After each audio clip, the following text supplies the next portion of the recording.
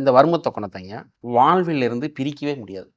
மித்த மருத்துவம் நம்ம இந்த மருத்துவம் இதுக்கு நான் தனியா படிக்கணும், இது செய்யணும்னு ஒரு கான்செப்ட் இருக்கு இல்லையா? இந்த வர்ம தொக்கணங்கிறது எப்படி கால ஞானம், இன்னைக்கு காலைல எந்திரிச்சுக்கும் திங்கட்கிழமை, செவ்வாய்க்கிழமை, புதன்கிழமை இப்படின்னு சொல்றோமோ, இதே போல தான் வர்ம தொக்கணமும் ஒரு மனிதனுடைய வாழ்வில் ஒன்றி தான் இருந்துகிட்டு இருக்கு. இது என்ன நமக்கு புரிதல் தான் இல்ல.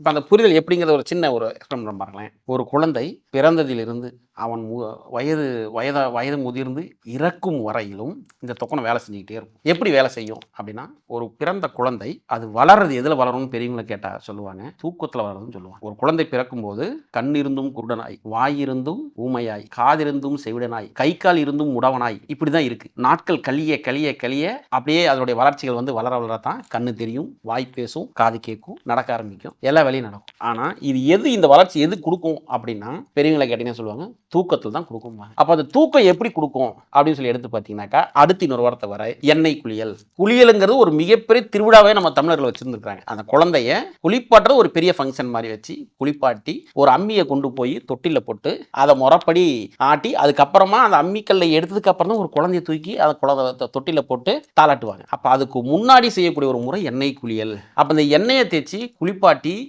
வெயில்ல இளம் வெயில்ல குழந்தைய காட்டுவாங்க. அப்ப அது என்ன ஆகும் அப்படின்னாக்கா, உடம்புக்கு தேவையான அத்தனை இன்னைக்கு சொல்ற விட்டமின்ஸ் மினரல்ஸ் என்ன வேணுமோ அதை அத்தனையும் உள்ள கிரகித்து இழுத்து உள்ள கொண்டு வர ஆற்றல் இந்த எண்ணெய் குளியல் போகும். அப்ப இந்த எண்ணெய் குளியல்ல அந்த உடல் மிகச்சரிய இயங்க ஆரம்பிக்கும் போது ஆட்டோமேட்டிக்கா தூக்கம் வரும். தூக்கம் வரும்போது குழந்தையினுடைய வளர்ச்சி பெருகிட்டே இருக்கும். அப்ப அந்த தூங்கக்கூடிய குழந்தையினுடைய உடலுடைய மெட்டபாலிசம் பூரா சரியா வேலை செய்ய ஆரம்பிக்கும். இது அப்படியே வளர்ந்து ஒரு வாலிபன் ஆகுது. இந்த வாலிபன் ஆகும்போது என்ன எங்க வேலை செய்யுது அப்படின்னா, நம்ம முன்னோர்கள் சொல்வது போல நாள் இரு, வாரம் இரு, மாதம் இரு, வருடம் இரு. நாள் இரு பலம் கிடைத்தல், வாரம் இரு எண்ணெய் குளியல், மாதம் இரு போகம், வருடம் இரு வாந்தியும் வேதியும் சொல்றாங்க. அப்போ அதுல அந்த வாரம் இருங்கிற வார்த்தையை இந்த வைத்தியத்துக்கு ஒப்பாகும். வாரம் இரு முறை ஆணாக இருந்தால் புதனும் சனியும் போல, பெண்களுக்கு செவ்வாயும் வெள்ளியும் அப்படின்னு வச்சாங்க. அப்போ இந்த குழந்தை எண்ணெயில தான் வளருது.